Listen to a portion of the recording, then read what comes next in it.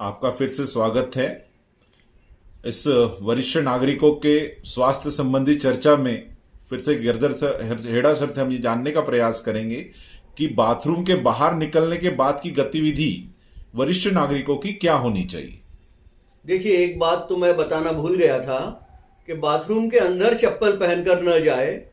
चप्पल आपकी बाथरूम के बाहर होनी चाहिए और बाथरूम के बाहर एक इस तरह का कपड़े का मैटिन डाला हुआ रखिए जो आपके पांव सोख कर सके, ताकि आप बाहर स्लिप ना हो। अब बाथरूम से बाहर आप आ गए हैं। अब एक के बाद एक अखंड ऐसे कोई भी काम ना करे। जैसे जैसे नाश्ता कर रहे हैं, पूजा कर रहे हैं, कोई एक्सरसाइज कर रहे हैं, हर दो काम के बीच थोड़ा सा अंतराल रखे, ताकि थोड़ी सी शरीर को रेस्ट विश्रांति मिलती रहे। अब आप योगा, प्राणायाम आदि एक्सरसाइज कर सकते हैं। थोड़ा आप चाहे तो आप वॉक भी कर सकते हैं। आपको पूरे शरीर की एक्सरसाइज करनी है, जैसे घुटने है, कमर है, लोअर बैक है, गर्दन है, शोल्डर है। कोई भी एक्सरसाइज अति ना करे, ना ही बहुत ज्यादा गति से, स्पीड से करे। आपको मेडिटेशन करना है, ध्यान लगाना है, योग करना है। ब्रीदिंग एक्सरसाइज बहुत ज्यादा महत्व की होती है। अगर आपको कोई भी एक्सरसाइज करते समय, वॉकिंग करते समय, घर में की साइकिल करते समय सांस फूले, छाती में थकावट जैसी लगे, कोई भी बेचैनी, अनइजीनेस, एबनॉर्मल फीलिंग आए, तो तुरंत उसे रोक दीजिए एवं अपने डॉक्टर से संपर्क करिए। आप बीच बीच में अपने डॉक्टर से काउंसलिंग लेते रहिए। सबसे अच्छा आपका काउंसलर फैमिली डॉक्टर ही रहेगा, जो आपको जानता है एवं उनसे हेल्थ एजुकेशन भी लेते रहे। सर, नहाना और एक्सरसाइज के बाद अब हम यह एक सीरीज होती है कि नाश्ते का समय हो जाता है, तो ऐसे में क्या नाश्ता उन्होंने करना चाहिए और कब करना चाहिए, कितने बजे, ऐसे कोई समय? देखिए, मोटा मोटी हम लोग जो एडवाइस करते हैं, बिटवीन डिनर एंड ब्रेकफास्ट 12 से 14 घंटे का अंतर होना, और डिनर आपका 8 बजे खत्म हो जाना चाहिए। उस कैलकुलेशन से आपका नाश्ता 8, 9, 10 बजे तक हो जाना चाहिए। 2-2:30 बजे तक लंच, 4 बजे फल एवं 8 बजे फिर से डिनर। नाश्ता आपका एकदम हल्का होना चाहिए, प्रोटीन युक्त होना चाहिए। अगर आपको नाश्ता करते समय ज्यादा समय लग रहा है या खाया हुआ नीचे उतारने के लिए पानी ज्यादा पीना पड़ रहा है, तो तुरंत अपने डॉक्टर को खबर करें। पेट हमेशा थोड़ा खाली रखें। मैं ऐसा एडवाइस करता हूं कि आप अपने पेट को काल्पनिक 4 भागों में डिवाइड कर लीजिए। पहले भाग में आप थोड़ी सलाद डालिए, दूसरे भाग में बनाया हुआ खाना, तीसरे भाग में बनाया हुआ खाना, एवं चौथे भाग में आधे पौन घंटे बाद पानी डालिए, तो आपके लिए उचित रहेगा। खाने में मिर्च, मसाला, स्पाइसी वाले आइटम को ब्रेक लगाइए। सर, खाने में अंकुरित चीजें या फिर दूध, यह हर व्यक्ति ले सकता है? हर व्यक्ति अंकुरित चीजें ले सकता है। कुछ लोगों का कहना होता है कि हमको अंकुरित से गैस होती है, इंडाइजेशन होता है, एसिडिटी होती है। ऐसा कुछ भी नहीं है। आपको जितना अंकुरित सूट होता है, समझ लीजिए आपको 2 चम्मच सूट हो रहे, तो आप 2 ही चम्मच लीजिए। दूध के बारे में मेरी सलाह यह है कि रात के भोजन के बाद आधा कप दूध लेके आप लेट जाइए। वो आपकी एसिडिटी कवर अप करने का भी काम करेगा।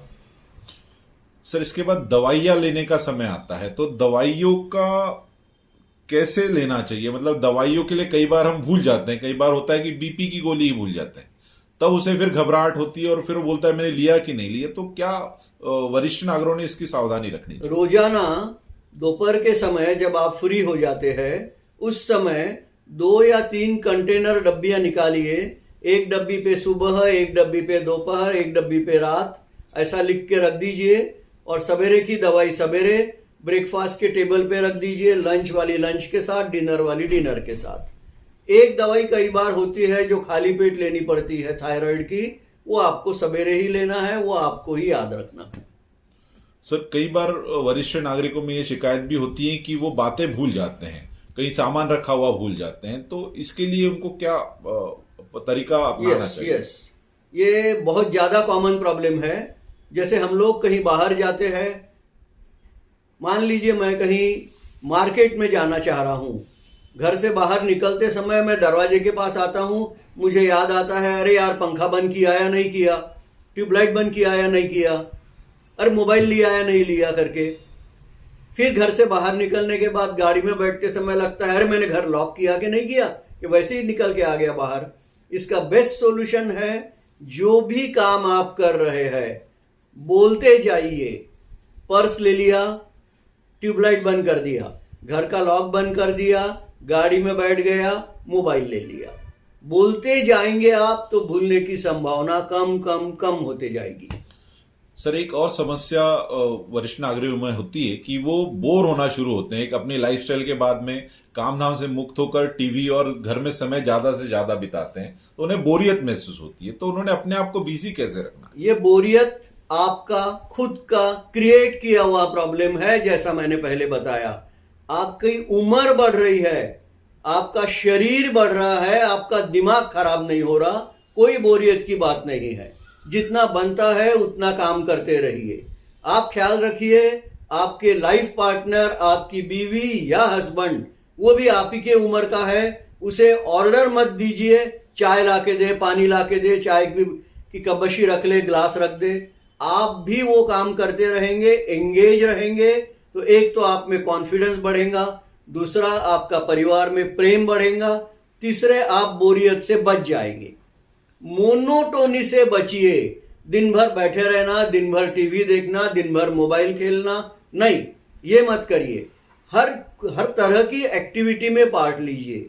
घर में बच्चे हैं तो बच्चों के साथ रहिए, बाहर जाते रहिए, ग्रुप बनाइए। आजकल लोग ग्रुप बना के उसमें पार्टी करते हैं, खाना पीना करते हैं, वो भी आप कर सकते हैं। एक बात है, आप जब भी घर में से सीढ़ियों से उतर रहे हैं, आप ओवर कॉन्फिडेंस में मत जाइए। शरीर, मन आपका साथ देगा किंतु शरीर साथ नहीं देगा कई बार, इसलिए रेलिंग पकड़कर ही धीरे धीरे नीचे उतरिए, वरना गिरने की, चोट लगने की संभावना बनी रहेगी। सीढ़ियों से उतरते समय आपके हाथ में कुछ भी ना रखे, मोबाइल जेब में रखिए, चाबी जेब में रखिए, पर्स जेब में रखिए, ताकि अगर आप गिरने वाले भी हैं तो रेलिंग का, कोई चीज का पकड़ के सहारा ले सके। सर इसमें एक और प्रश्न ऐसा है कि एक बढ़ती उम्र में हार्ट की तकलीफ मैक्सिमम लोगों को है, और शहरी जिंदगी में हम देखते हैं कि सब फ्लैट्स में रहते हैं और सीढ़ियों में, आपने अभी बताया कि उतरते समय ऐसा करिए, लेकिन ऐसे समय अगर उनका श्वास फूलता है, कई बार हार्ट की समस्या है, हार्ट वर्किंग की वजह से, तो ऐसे समय बीच में उन्होंने क्या सावधानियां लेनी चाहिए? जहां है साथ में कोई होता नहीं है, तब क्या करें? जहां है वहीं बैठ जाइए। मोबाइल आपके पास होना चाहिए, सीढ़ियों में भी, रात के समय भी, बाथरूम में भी अगर आप अकेले हैं घर में तो, ताकि कोई प्रॉब्लम आए तो पड़ोसी को सहायता के लिए आप बुला सके। एक बात। दूसरी बात, रात के समय सांस जो फूलती है, आधे से ज्यादा बार ओवर ईटिंग से, बहुत ज्यादा खाने से और खाने के तुरंत बाद पानी पीने से आपकी सांस फूलती है। रात का खाना पेट खाली रखकर उठिए। आपको हमेशा एहसास होना चाहिए मेरा पेट खाली है, मैं अभी और खा सकता हूं किंतु खाऊंगा नहीं करके। सर वरिष्ठ नागरिकों ने डॉक्टरों से अपना संपर्क कब करना चाहिए? रेगुलर बेसिस में होना चाहिए या टाइम पीरियड होना चाहिए, या तकलीफ होती है तब करना चाहिए? डॉक्टरों के संपर्क में आप नियमित रहेंगे, रेगुलर रहेंगे, तो आपकी रेगुलर हेल्थ कैसी है ये आपको मालूम रहेगा। अगर आप डॉक्टर को रात को 2 बजे इमरजेंसी जगाते हैं, 2 बजे कोई कंप्लेंट बताते हैं, तो डॉक्टर कहेगा आप हार्ट के अस्पताल में जाके भर्ती हो जाइए करके। वही अगर आप 8 बजे खाना खत्म किए, 8:30 बजे आपने 1 कप दूध लिए और आप फ्लैट लेट गए, पीठ के बल, पतले तकिए के बल लेट गए अगर आप, और आपको सीने में जलन नहीं हो रही है, सांस फूल नहीं रही है, मुंह में खट्टी डकारें नहीं आ रही है, कुछ भी नहीं हो रहा है, इसका मतलब आपका आज का दिन भर का शेड्यूल बहुत बराबर था, आपको अब कुछ होने वाला नहीं है, राइट। अगर आपने मिर्ची मसाला स्पाइसी आइटम सब खाए हुए है अगर आपने, तो आपको डकारे आएगी, एसिडिटी होगी। शुरुआत में आप सोचेंगे अरे यार मिर्ची खाया था करके एसिडिटी हो रही है, 11 बजे। 12 बजे आप सोचेंगे अरे थोड़ा जेल्यूसिल लेके देख लेता करके, 12 बज गए। 1-1:30 बजे आप बोलेंगे यार अब क्या करना, थोड़ा घूमता हूं, थोड़ा दूध पीता हूं, वो कर लिए। 2:30-3 बजे फिर तकलीफ बढ़ेगी, आप क्या सोचेंगे अरे यार अब थोड़ी देर में दिन निकलने वाला है, दिन निकलने के बाद ही डॉक्टर को कॉल कर लूंगा, अभी काय के लिए उठाऊं। तो ना तो घर वालों को जगाता है, ना डॉक्टर को जगाता है, और सवेरे 5 बजे तक अगर ये एसिडिटी ना होकर हार्ट प्रॉब्लम हो, जैसा कि बहुत एक कंडीशंस में होता है, तो आप तकलीफ में आ सकते हैं। सर बहुत अच्छी जानकारी आपने दी वरिष्ठ नागरिकों के लिए, और निश्चित तौर पर यह वीडियो सारे वरिष्ठ नागरिकों तक पहुंचे और उनको इससे बहुत लाभ होगा। ऐसी ही वीडियो या ऐसी ही जानकारी हम आपसे पुनः लेने का प्रयास करेंगे। तब तक के लिए सर आपका बहुत बहुत धन्यवाद। नमस्कार।